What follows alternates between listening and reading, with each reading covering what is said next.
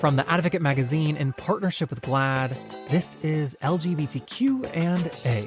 I'm Jeffrey Masters, and as I recently learned, the history of opera is woven with a surprisingly transgressive relationship to gender. The earliest known works had female sopranos in the roles of boys. Famous composers like Mozart and Strauss, all of them wrote male characters explicitly created to be played by women. And of course, there were the castrati, men who were castrated before puberty in order to preserve their high voices. The castrati were celebrated during their time, even considered superstars, and they would play both male and female roles. Now, despite all that, when it comes to singers in opera who are out and identify as trans, there are relatively fewer examples to pull from. When Lucia Lucas was first coming out in 2014, she thought it very well could be the end of her career. There was no precedent, no rulebook, and while she has since gone on to make opera history, that was never a guarantee. Lucia's history-making turn as the title role in Don Giovanni made her the first known trans person to have a principal role in an opera in the States. And that experience is documented in a new documentary from James Kicklater called The Sound of Identity. Lucia is here today to talk about all that and more, so let's get to it. Without further ado, here's Lucia Lucas.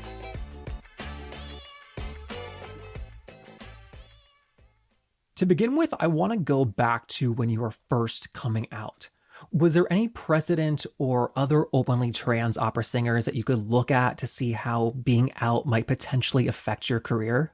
No, actually. This has sort of been a rule book that I've written myself over the last 5-6 years, because there wasn't. There were some professional singers who previously had careers who then transitioned.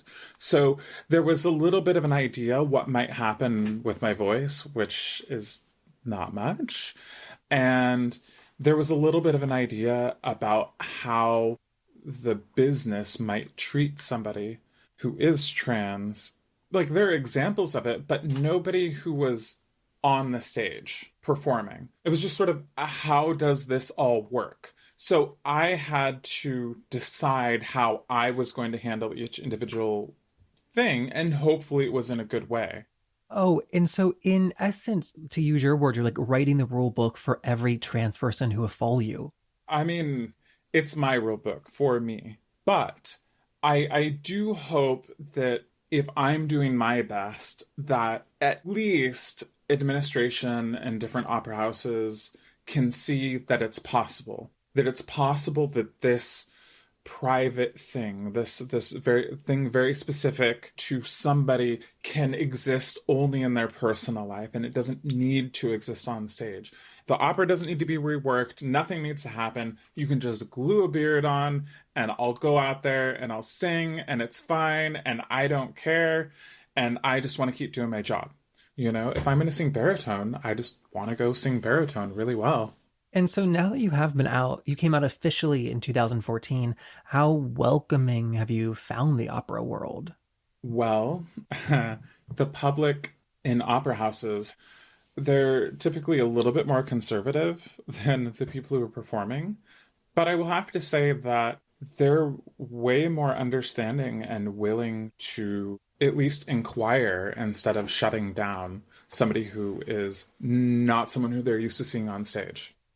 We're seeing more and more shows start to break that down. I think that comes with so many TV studios that are existing now. There's more TV studios than have ever existed. You know, we have Netflix, we have Amazon, we have Hulu, we have Apple with their own series. You don't have to make, 40 million or opening weekend. You're not playing to that many people in a theater. You can play to niche audiences. Like, everybody doesn't have to like it, and it's set up that way, and it's beautiful that way. We can tell specialty stories to specialty people. One massive difference between Hollywood and opera, and correct me if I'm wrong, but you have almost only played male roles, and that is how your career is likely to continue. Is that right? Yes, the majority of characters that I play in my main stage career are men. Specifically, angry men between the age of 35 and 50. That's my FOC. So the FOC is what type of voice you have.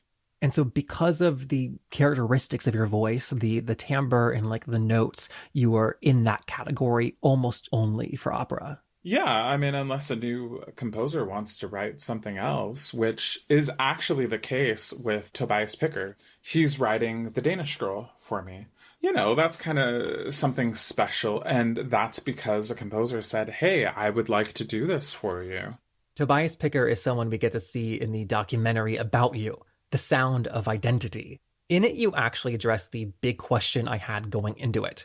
You are a trans woman playing these male roles, and I wonder what kind of effect that has on your own experience of gender and any gender dysphoria. In the documentary, you say that it has no effect. I think that the assumption would be the exact opposite. Can you elaborate on that for us? Well, it's not that it doesn't have any effect at all. I'm not gonna belittle that people have gender dysphoria, or that I don't have it. But with me, I tend to think through things a lot. I tend to be really heady about it. So before I came out, I was thinking, okay, could I possibly still play these men? So I came out, and the next week I had 4 performances. So it was just like on stage, because I was living in Germany at the time, still am. So I would come to the opera house in a dress and makeup and everything like that. And then they would glue a beard on me, draw wrinkles on my forehead. And I would go out there and not scream, but I would go out there and sing beautifully my part, just like the week before. Then I would go home. I realized, oh, I can just leave it on the stage.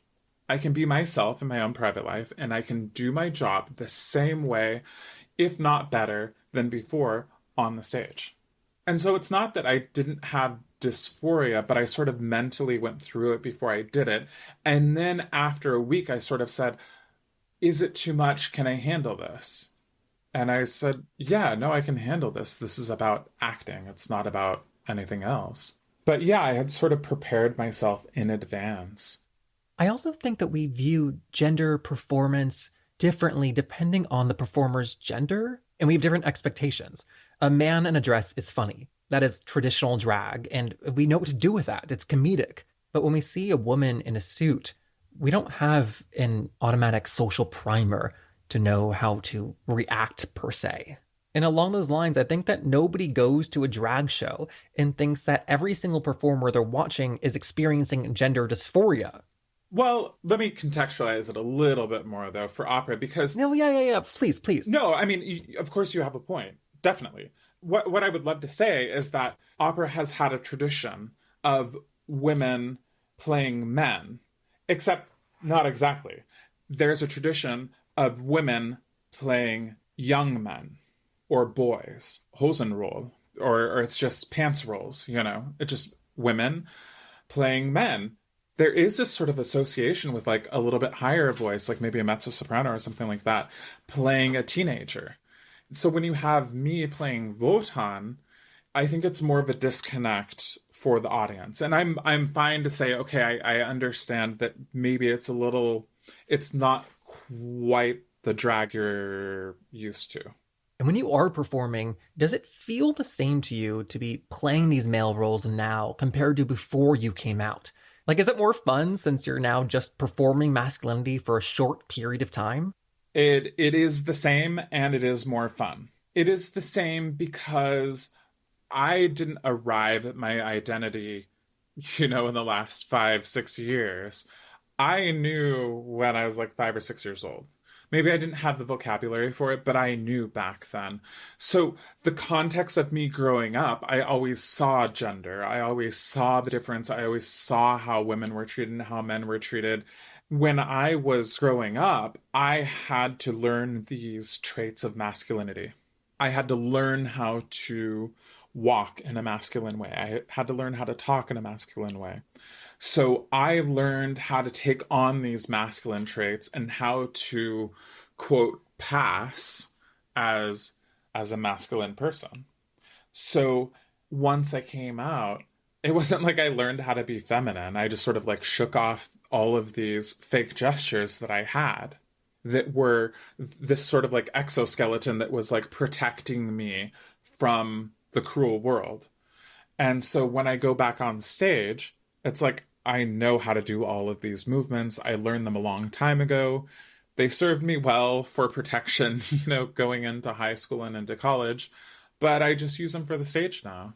And I have to say that if you have been in sort of this life or death situation, like being able to protect yourself situation, you've learned these gestures really, really well. If you've learned how to be masculine so that you don't get picked on for being too femme, like you've learned them very, very well. And now I pay my rent with it. And so going off of that, what do you think that helps you bring to these male roles that a guy playing them might not have? Well, I think whenever I play a father character, there's definitely a little bit of mother in every father character that I play.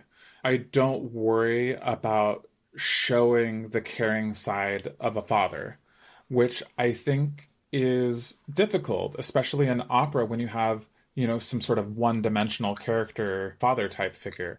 On the other side of things, when I'm playing some character like Ford in Falstaff, I can make this guy as nasty as possible and as hyper masculine as possible because it doesn't have anything to do with me. I'm never going to say, oh, well, I don't think my character would do that. If a director wants to go like really hard into hyper masculinity, like, sure, let's do it. I have a keen eye for that. And I don't worry about that reflecting on me. It has nothing to do with me. That also, in a way, answers the question that I had earlier about gender dysphoria. You and your body, it's a performance, and it is your job to play these roles. Absolutely. And I'm not saying that everybody has to be there and everybody's going to get there.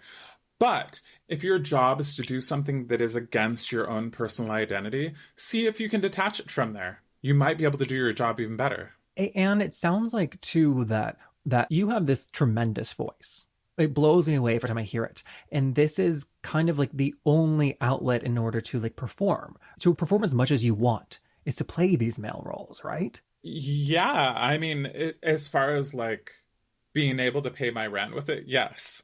I mean, I'm a big fan of, or I'm a big advocate of, if you're not getting the performance experience that you want or need, make it happen.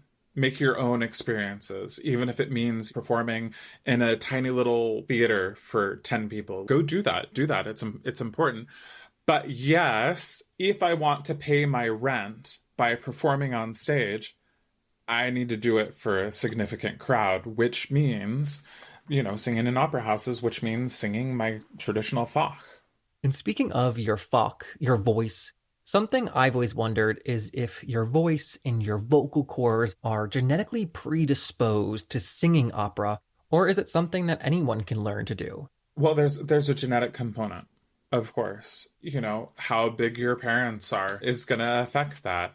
There's also learned parts. I swam from 5 years old until college. That's something that was not necessarily genetic, but it's very, very important to be able to breathe and breathe deeply. And so that's something that was trained. I trained how to breathe through swimming. And also I played French horn. So those were two things that were learned. But then on the other side of things, both my parents are very tall. And both my parents have big rib cages. That's a genetic component to it. Okay, so those are your genetic advantages for why you're able to do this. But what about me? What about everyone else? Do I think that anybody can sing? Yes. Do I think that anybody can sing at a very high level? Yes. But can you pick the Fach? No. I think that there are certain things, specifically the way the bones in your face are shaped, along with your vocal cords and whatever hormones are splashed with, that will affect your sound. And those aren't things that you really can control. But I think that anybody can sing. I really do. I don't think that one teacher is right for everybody. I think that people find people who speak to them and can teach them in the right way to discover what their most authentic voice is. So, if you're trying to sing soprano and you're an alt, you're only going to get so far. You need to figure out where your voice sits comfortably. And I think that there's a lot of genetics that determine that. How much do you have to work to keep it up now at your level? Are you singing every day? I mean, I sing every day because I work almost every day, or I'm studying for a new role or something like that. I had 7 hours of rehearsal today. I had to take about a year or so to find my core technique, and I found that back in California a long, long time ago before I went to grad school. And I worked really, really hard for like 6 months to a year, and I found out what my sort of core sound was. And once I refined that, then it was like I could go to different teachers and I could get better. But if you heard my voice 20 years ago and you heard it now, you would still say, yes, that is the same voice. Clearly, my voice is better now than it was 20 years ago, but it's still the same voice. Whereas I think that there are singers, that have changed. And all voices do change as we get older, or at least that's what I've always heard. Is that not the case? Well, that's sort of a tricky question with me specifically. When people talk about baritones and basses specifically, they say that somewhere between 35 and 50, the larynx, it's cartilage and it gets harder. So the timbre of the voice changes a little bit. So they say that, older baritones and basses, that their voices are like wine and it gets better with age, or it gets more velvety, or you can push harder on it or whatever. But that has a lot to do with hormones. And since I've decided to take the Fountain of Youth elixir, I don't know exactly how that's going to affect that. So, we see. But I've been singing the same way for a long time, and I plan to keep singing this way. So I don't know necessarily that my larynx is going to calcify or something like that, like many other baritones have. We'll see. Who knows? I'm just going to keep trying to sing well. Is that something you think about a lot? Oh, no, not at all. If I lose my voice and I want to stay in the business, then I'll stay in the business. So, I'll conduct, or I'll do something else. But right now, I'm trying to treat my voice well, and I'm trying to stay in it. And I have a deal with Tobias Picker that I will do his premiere. So, I got to stick in it. And that's the Danish Girl opera adaptation that's being written for you. When will it be up and on stage for an audience to see? Right now, everything's getting rescheduled.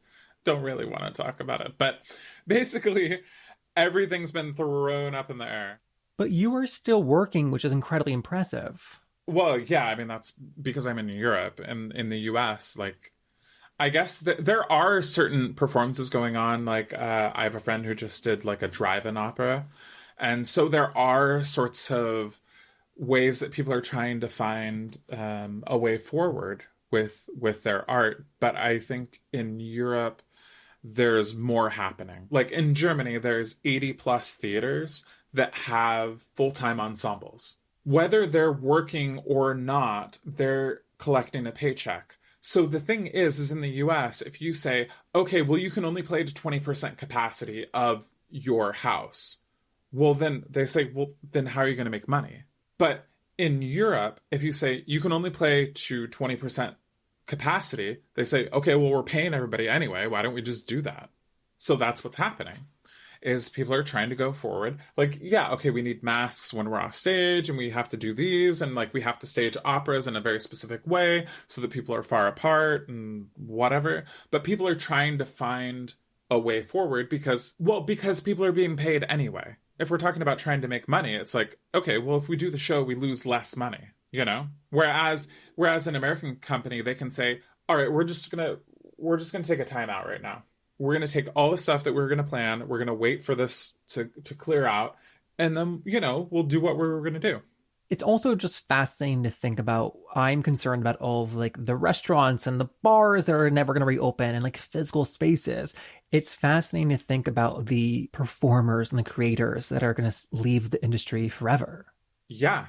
Think about Juilliard, let's say. Juilliard is one of the most well-known schools in the world for performing arts. Well, what's going to happen to these people who, let's say they graduated last semester? What are they going to do? Let's say they were prime, ready to start their career. What happens to those people? What about the people who graduate in a year? What about the people who graduate the year after that? In 2008, 2009, there was the financial crisis, right? So we can look at that sort of as a model for what happened. And what happened was there was a traffic jam of 2 or 3 years of people who were qualified for positions, but there was not any space for them. I mean, we're not even talking about arts, but when we're talking about arts, what's going to happen if you haven't already broken in? There are going to be certain people who just go, you know what? I'm not waiting around to see how this shakes out. I'm going to go get a job doing something else. But even if people stick around and stick in it, there's sort of a traffic jam of however many people graduate to get into like young artist programs or something like that. Any sort of training program is going to be affected by that. That's a great way to put it, the traffic jam, competing for the smaller pool of jobs. Right. So the people who are already in the system, those are the people who are going to be the ones that are working right away. In your story, you were working in opera when you came out as trans. Yes. It would have been a bigger challenge had you come out as trans and then tried to break into opera, right? Absolutely. And so part of my journey and part of my story and part of my like writing the rule book for myself is that I say, hey, I had a career. I still want a career. There's this very little thing that has changed about me. Can I still have a career?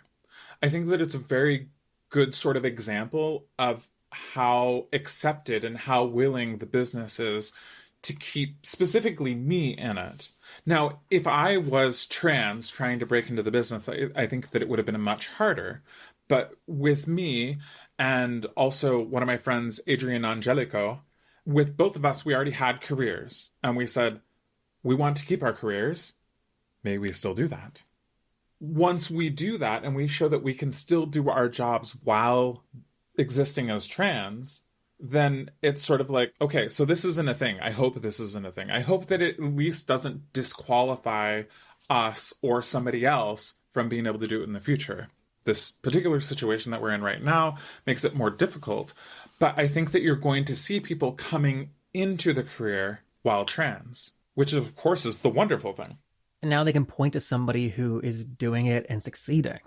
You had already proven yourself too. And I think a big example of that is just your age. A lot of the roles you played typically go to older people in their 40s, and yet you were playing them and getting cast already. Yeah, when I go audition, especially for Verdi and Wagner, I'm singing auditions against people who are 15, 20 years older than me. Regardless of gender, of course. But just that, people are older than me. I did my first Wotan before 40, which is not really commonplace right now.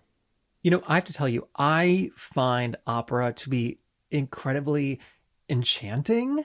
I made all my friends sit down and watch Anthony Roth Constanza in Akhenaten when it premiered on the PBS Great Performances. Mm-hmm. And they were like, what are we watching? And I was like, it's art and it's stunning. It completely blew me away. But I just wonder, for you, what attracts you to opera? I've thought about this. Because I don't know, I sort of randomly fell into opera, but it's definitely my medium, for sure. And I think the reason why is opera is all about taking or finding the core of the moment. An aria will be a split second in time. So we basically stop time, and then we take the split second and the emotions that are felt in the split second and then expand them out to 5-10 minutes or whatever. And then we move on with the story. But taking that and then singing about it, it's kind of absurd in one way. But I love finding that core and making it as genuine as possible. And saying, you know what? This isn't ridiculous. This isn't ridiculous. This is important. This is a moment. We're going to make it as genuine as possible and be in the moment as much as possible, even though we're singing, maybe in a different language, and the time scale is all messed up. But we're going to find the core of this and make it honest. And I think that's just sort of why I fell in love with that, is because I have figured out how to do that. I think that's a beautiful answer. and an amazing place to leave it at. So thank you so much for taking the time with this. Thank you for having me. All the way from Germany.